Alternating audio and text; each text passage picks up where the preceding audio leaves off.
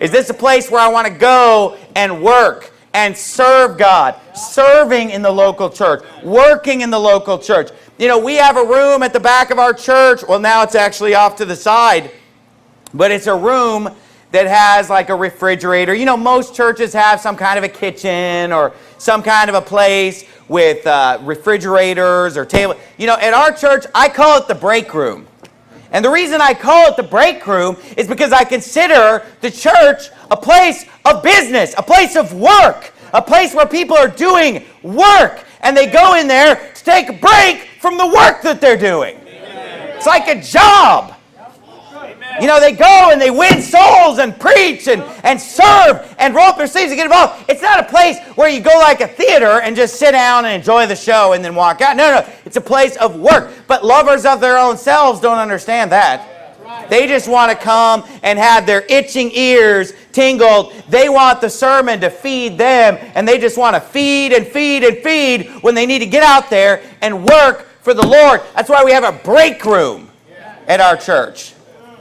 You say, oh, I can't believe you say business. Well, you know what? Jesus said I must be about my Father's business. You know what the first 4 letters of business are? Busy.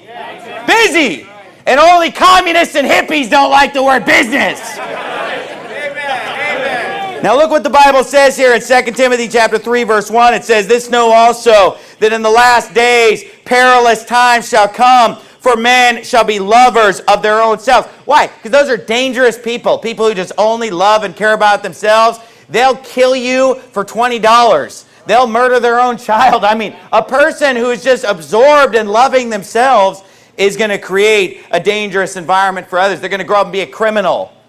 Children who are never taught to think about the needs and the feelings of others and empathize with others. The Bible says men shall be lovers of their own selves, covetous, meaning that they desire that which doesn't belong to them. They lust after more money and more things and more possessions. The Bible says the love of money is the root of all evil. It says they're covetous, they're boasters, meaning that they brag and talk about how great they are, which again goes along with being a lover of your own self when you're a braggart and a boaster.